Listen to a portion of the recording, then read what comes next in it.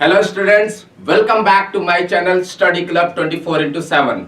आज हम इस वीडियो में डिस्कस करने वाले हैं इनफॉर्मलाइजेशन ऑफ वर्कफोर्स। बहुत इंपॉर्टेंट क्वेश्चन है, पेपर में 4 मार्क्स या 3 मार्क्स का आ सकता है।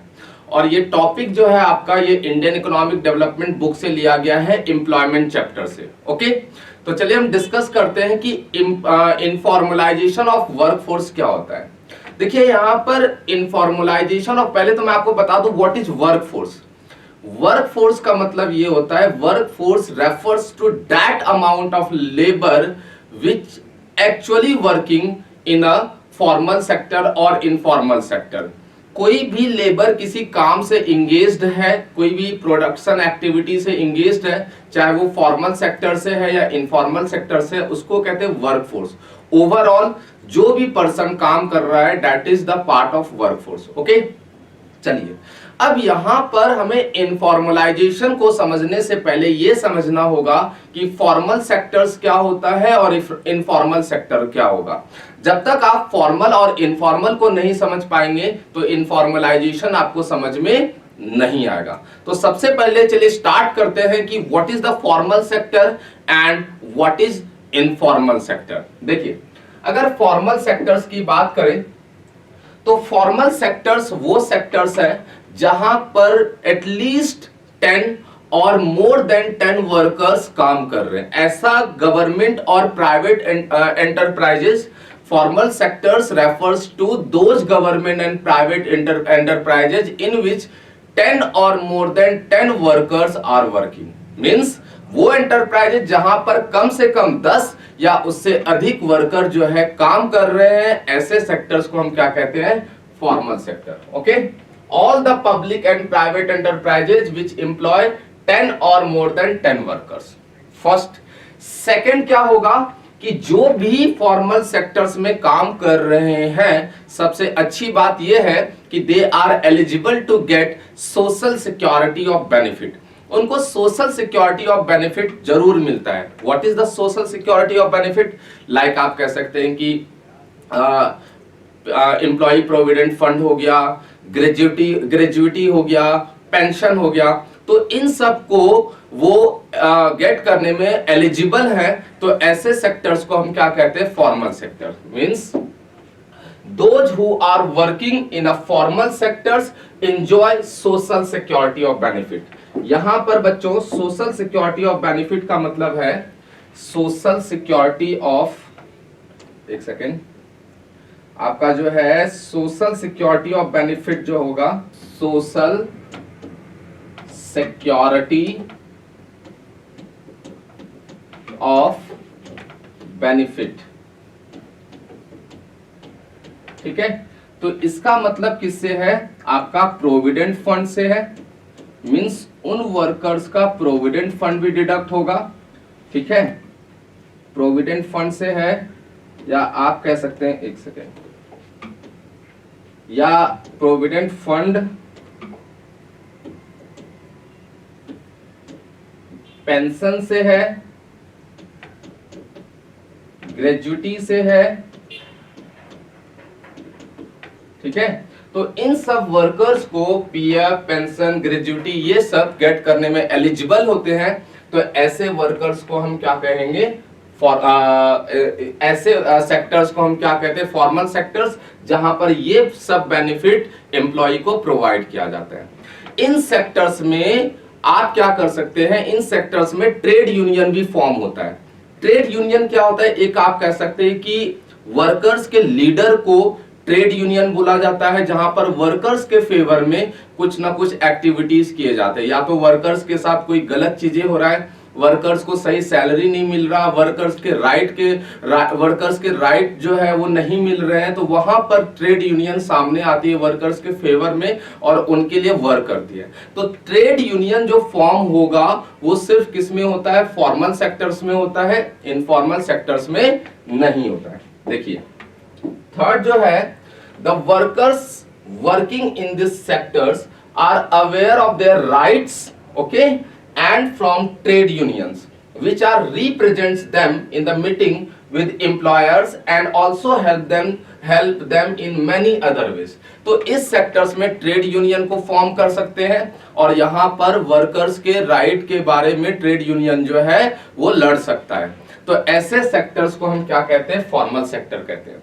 तो फॉर्मल सेक्टर नॉर्मली आपका रिलायंस, टाटा, बिरला, अडानी, ये जितने भी आपके प्राइवेट एंटरप्राइजेज हैं जो कि 10 या मोर देन 10 वर्कर्स एम्प्लॉय करते हैं, उसको कहते हैं फॉर्मल सेक्टर।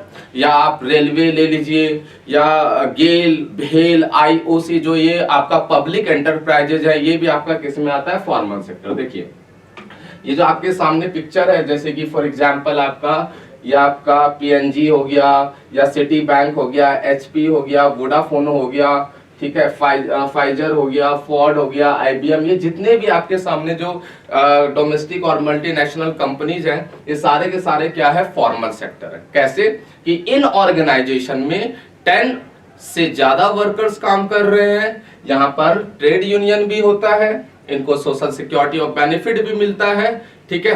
तो ये सब आपका है फॉर्मल सेक्टर। ओके, अब बात करते हैं इनफॉर्मल सेक्टर्स के बारे में। चलिए आते हैं इनफॉर्मल सेक्टर।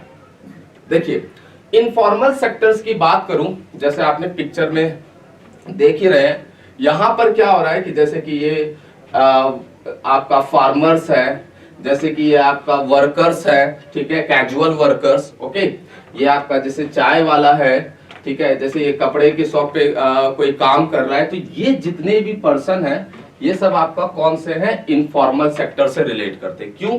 क्योंकि इन सब ऑर्गेनाइजेशन में, जैसे कि ये आपका प्राइवेट ऑर्गेनाइजेशन है, यहाँ पर लेस देन 10 वर्कर्स काम कर रहे हैं, या फार्मर, सेल्फ एम्प्लॉयड पर्सन भी आपका इनफॉर्मल सेक्टर्स में आता है। तो ये जो आपका चाय वाला है, ये सेल्फ एम्प्लॉयड पर्सन है, it is also a part of informal sector. ये जो कैजुअल वर्कर्स है, ठीक है, they are hired workers, not self-employed workers, but they are also a part of informal sectors. Farmers are self-employed workers, but they are also a part of informal sector. Why? Because they are not eligible to get social security or benefit. इनको social security और benefit नहीं मिलता है। तो ऐसा sector जहां पर 10 से कम वर्कर काम कर रहा है, उसको क्या कहते हैं, formal sector. Okay, means all other enterprises and workers working in those enterprises from the informal sector employ less than 10 workers। तो मोस्टली आप देखेंगे कि मोस्टली जो आपका सेल्फ एम्प्लॉयड पर्सन है, या आप कह सकते हैं कि जो प्राइवेट एंटरप्राइजेज है, जहां पर 10 या उससे कम 10 से कम वर्कर अगर काम कर रहे हैं, तो वो कौन सा सेक्टर है, इनफॉर्मल सेक्टर। ओके, यहां पर ट्रेड यूनियन फॉर्म नहीं हो सकता, ठीक है। दूसरा डिफरेंस यहां पर आ गया कि ट्रेड यूनियंस जो है यहां पर फॉर्म नहीं हो सकता है। ओके, ऑब्वियसली इनको ग्रेजुइटी, पेंशन या पीएफ वगैरह नहीं मिलता है। तो ये डिफरेंस है आपका फॉर्मल और इनफॉर्मल सेक्टर में, ठीक है। अब जो हम स्टार्टिंग में मैंने आपको बोला कि जो हमारा टॉपिक है वो है informalisation of workforce. What is the informalization of workforce? Informalization of workforce का मतलब ये होता है कि ये आपका फॉर्मल सेक्टर से, जैसे कि ये आपका फॉर्मल सेक्टर है, ठीक है, और ये आपका इनफॉर्मल सेक्टर है।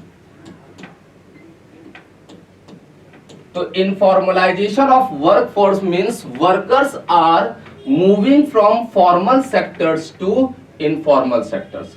जो आपका वर्कर्स है वो कहां मूव कर रहा है, फॉर्मल सेक्टर से इनफॉर्मल सेक्टर्स में। तो ऐसे को हम क्या कहते हैं, इनफॉर्मलाइजेशन ऑफ वर्कफोर्स।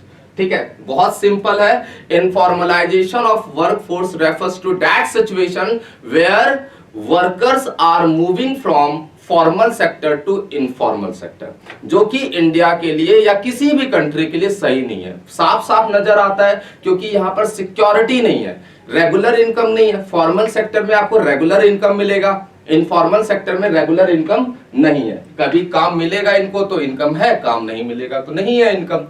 पहली बात रेगुलर इनकम नहीं है। मोस्ट इंपोर्टेंट, इनको सिक्योरिटी नहीं है कि अगर मान लीजिए कल को रिटायर होता है तो रिटायर के बाद इनको कौन सी इनकम रिसीव होगी, कुछ भी नहीं।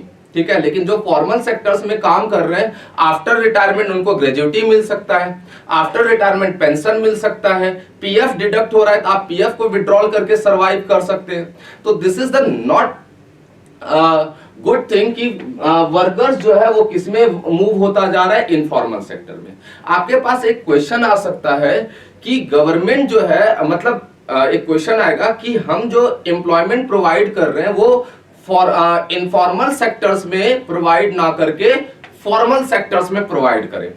ठीक है, ये क्वेश्चन ये है कि हम एम्प्लॉयमेंट जो है फॉर्मल इनफॉर्मल सेक्टर्स में ना प्रोवाइड करके फॉर्मल सेक्टर्स में प्रोवाइड करें। तो पूछेगा क्यों?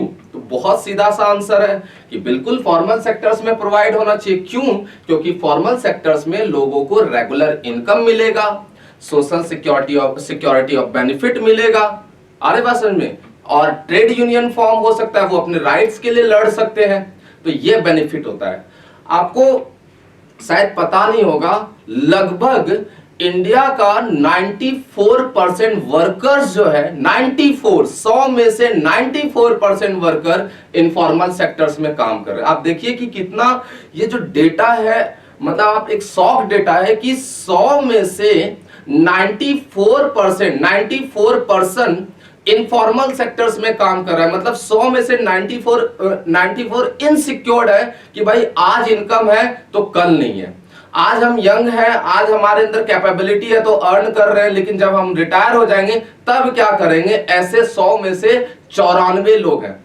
बस 6 लोग ऐसे हैं जिनको सिक्योरिटी है कि चल यार कल रिटायर हो जाते हैं तो हमें एक इनकम मिलेगा। मतलब ये आप देख रहे हैं कि इंडियन वर्कफोर्स का ये सिचुएशन है। आपको एक पिक्चर के थ्रू समझाता हूं। देखिए, ये देखिए आपके सामने एक पिक्चर है, comparison of male versus female in formal and informal sector. ठीक है, देखिए मेल की बात करें तो फॉर्मल सेक्टर्स में कितना है मेल की, अगर मैं आपको दिखाऊं तो फॉर्मल सेक्टर्स में आपका 24 मिलियन है।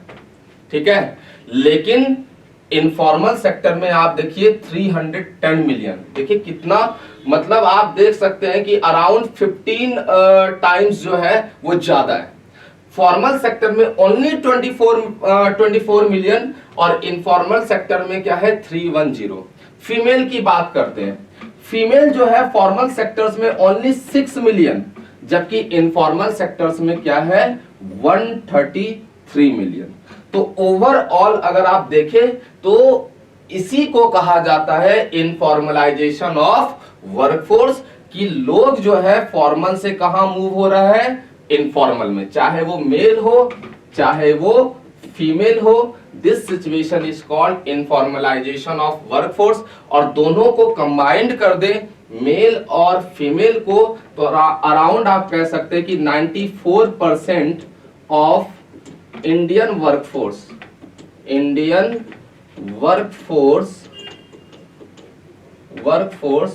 Are working in informal sectors. ठीक है, बस इस क्वेश्चन में आपको यही बताना है। जब भी क्वेश्चन आए कि what is the informalisation of workforce, अगर आपके पास 3 मार्क्स का आता है या 5 मार्क्स, अगर 5 मार्क्स का आता है तो पहले डिफरेंस बताइए, और डिफरेंस बताने के बाद जो है इनफॉर्मलाइजेशन का डेफिनेशन बताइए और थोड़ा डेटा बताइए। अगर 2 मार्क्स का आता है तो नॉर्मल आपको इनफॉर्मलाइजेशन ऑफ वर्कफोर्स का डेफिनेशन बताना है और ये बताना है कि India 94% of Indian workforce are working in informal sectors. ठीक है, इतना आपका 2 मार्क्स में कवर हो सकता है। चलिए, मैंने इनफॉर्मलाइजेशन ऑफ वर्कफोर्स आपको करा दिया है। नेक्स्ट वीडियो में मैं आपको बताऊंगा इसी चैप्टर का जो इंपॉर्टेंट टॉपिक है, जॉबलेस ग्रोथ।